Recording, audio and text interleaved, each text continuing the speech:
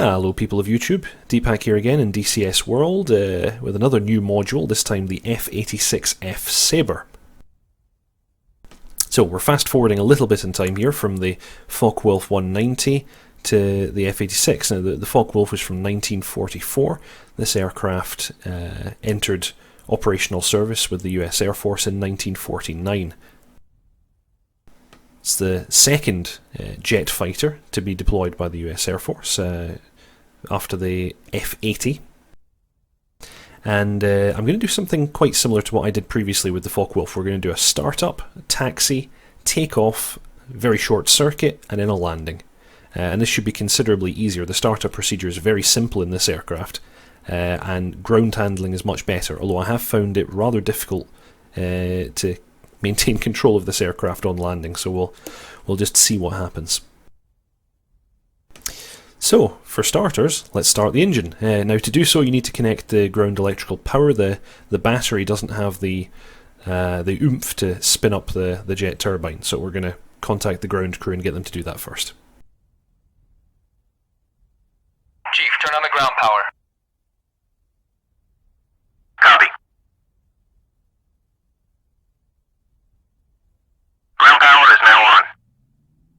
Okay, there we go. Electrical power has been established. Some of the instruments and indicators have come on, and so we're going to proceed with an engine start. So first thing we do, make sure that the throttle is in the off position, which it is. We're now going to turn on the engine master switch, and then the battery starter switch, we're going to hold it down using the left mouse button just for a moment in the starter position, and then flick it up to battery. That'll connect the battery to the circuit. Okay, now the RPM will very quickly rise to about 3%. At that stage we move the throttle to the outboard position, which will energise the fuel pumps and get the engine lit. We press home and that's it, it moves to outboard. We see that we now have fuel flow. RPM gauge is climbing, the exhaust spiked a little bit, then came back down to around about 400 degrees. We're just under 10%, so at that stage we can hit home again to advance the throttle to idle. Okay, and that completes the start procedure. We now just wait for the RPM to rise to about 30%. It should stabilise there, and we'll then disconnect the ground power.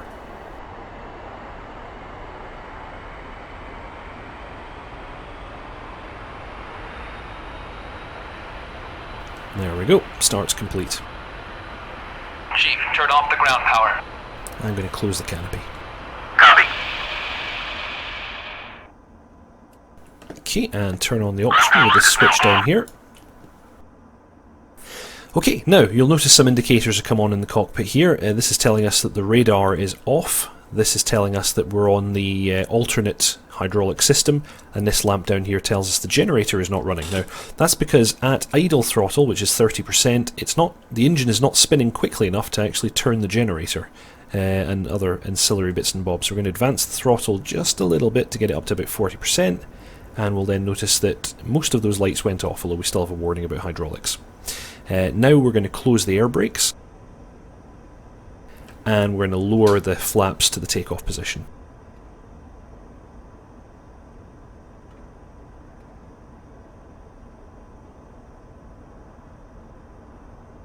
Okay, that's that.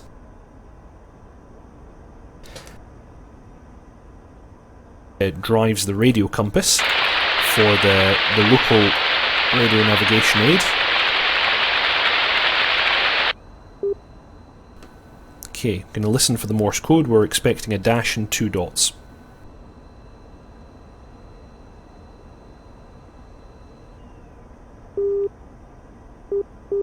There we go. I'm now going to turn the volume down. It's not bothering us anymore. Okay, now I'm going to turn on navigation lights, which are on, and taxi lights, which are here. Okay, and that's us. We're now ready for taxi. Now, normally we would ask the tower for permission to taxi, but with this aircraft you can't actually tune the radio while you're on the ground. It has to be, it's a series of presets which have to be tuned by the ground crew, and this particular airfield is not in any of these presets, so I can't actually contact air traffic control. So we're just going to proceed as if we already have permission. Now taxiing this aircraft is a hell of a lot easier. It has a nose wheel, it's normal tricycle undercarriage, and the nose wheel is hydraulically operated, so I actually have control. All you have to do is hold down the S key, which I've actually mapped to my joystick, and then using the rudder pedals as normal will steer while you're on the ground. So we're going to throttle up to about 65% RPM, and that should get us rolling.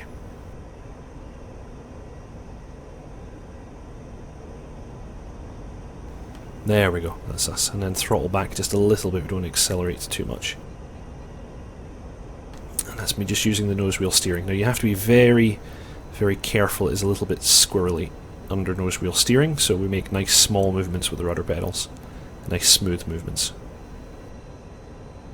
And also you want to keep your speed under control.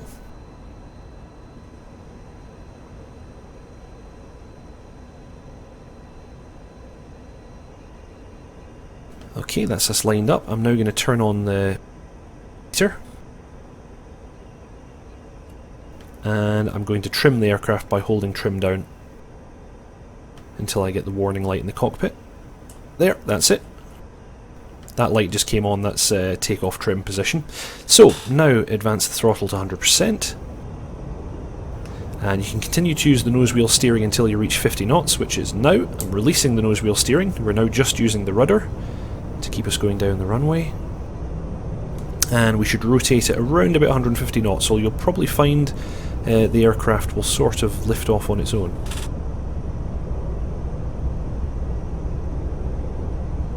And there we go, sort of self-rotates almost.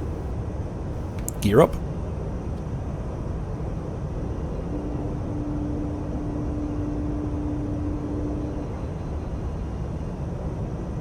And flaps up.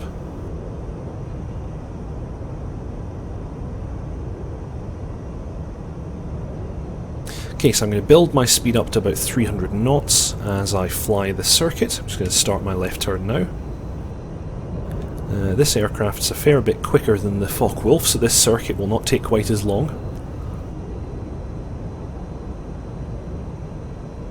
Throttling back now.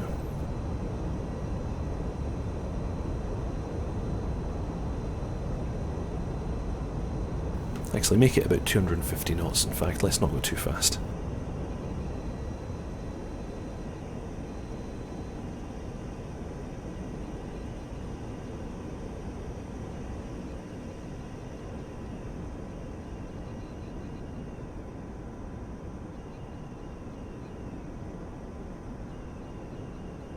Okay, that's us parallel and alongside the runway. Radio compass is just pointing off to the left towards the outer marker. What we'll do is we'll just wait for that to sit at about the 90 degrees left position, then we'll begin our turn on to final.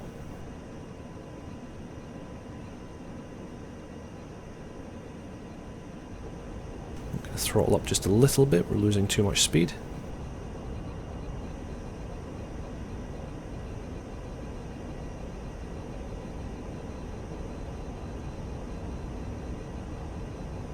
Okay, that's us just about alongside the outer marker now, so I'm going to begin my left turn. And we should aim for the radio compass to be pointing at the north position, or 0 degrees dead ahead. That means that we will overfly the outer marker. Okay, going to throttle back to idle now. And open the air brakes to reduce our speed. Okay, and at this stage we've overflown the outer marker, so the compass is pointing off to our rear. Okay, once the speed is down to about 185 knots, we can drop the gear and the flaps.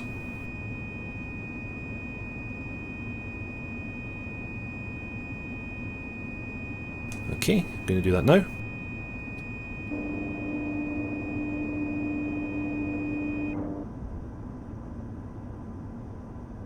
And normally we would be wanting to fly our approach at about 140 knots, but I've actually started too fast and too high. So I'm just going to fly down the runway and let the speed bleed off a bit.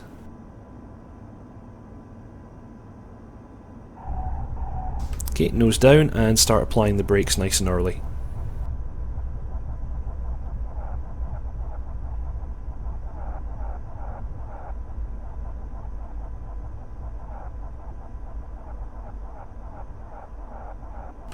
Okay, it would seem that we're skidding.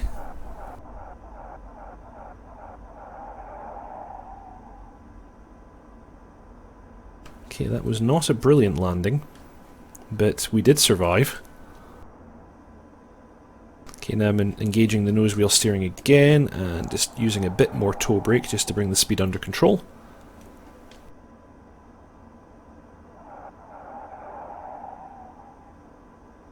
Okay, and we have come to a halt. So, I think I have demonstrated that it is a little bit squirrely on landing.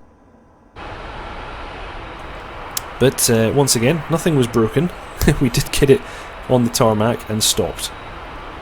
I think that'll serve for an initial demonstration. Okay, goodbye.